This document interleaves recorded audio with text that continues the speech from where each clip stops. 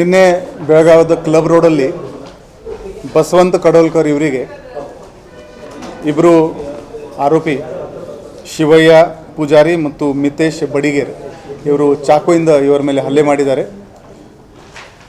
ತಕ್ಷಣವೇ ಅಲ್ಲಿ ಇರೋದು ಜನ ಇವರಿಗೆ ಹಾಸ್ಪಿಟಲ್ಗೆ ಶಿಫ್ಟ್ ಮಾಡಿದ್ದಾರೆ. ಈ ವಿಚಾರದಲ್ಲಿ ಅವರ ಗೆಳೆಯ ಮದನ್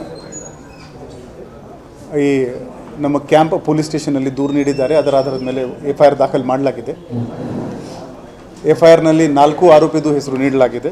ಈ ಶಿವಯ್ಯ, ಮಿತೇಶ್, ಮೋನಪ್ಪ ಪಾಟೀಲ್ ಮತ್ತು ಸಂಪತ್ ಕಡೋಲ್ಕರ್.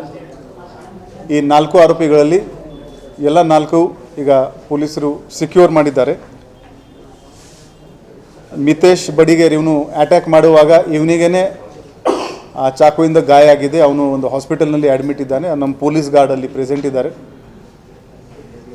ಘಟನೆ ಆಗಿದ್ದ 24 ಗಂಟೆ ಒಳಗಡೆ ನಮ್ಮ ಕ್ಯಾಂಪ್ ಇನ್ಸ್ಪೆಕ್ಟರ್ ಆನಂದ್, ACP ಕಡೆ ಬಾಜಾರ್ ಶ್ರೀ ಶೇಖರಪ್ಪ, ACP ಗಂಗಾಧರ್ ಮತ್ತು ಅವರ ಕ್ರೈಮ್ ತಂಡ ಈ 4 ಆರೋಪಿಗೆ ಸಿಕ್ಯೂರ್ ಮಾಡೋದ್ರಲ್ಲಿ ಯಶಸ್ವಿ ಆಗಿದ್ದಾರೆ.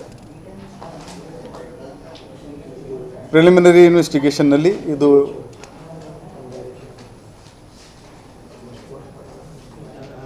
ಒಂದು ಇಂಟ್ರೋಗೇಷನ್ ಮಾಡ್ತಾ ಇದ್ದಾರೆ.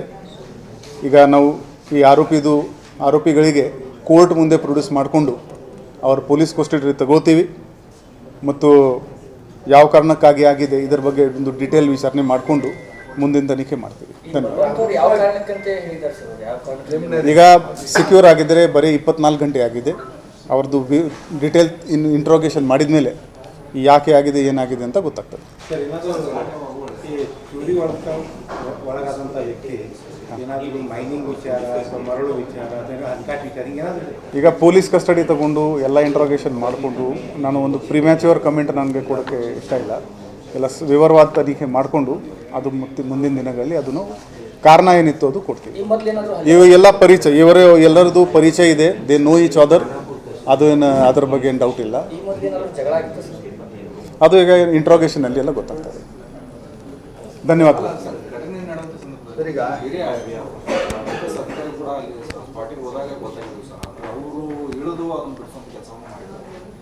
ಹೌದು ಹೌದು, ರವೀಂದ್ರ ಗದಾದಿ ಅವರು ಅಲ್ಲಿ ಇದ್ದರು.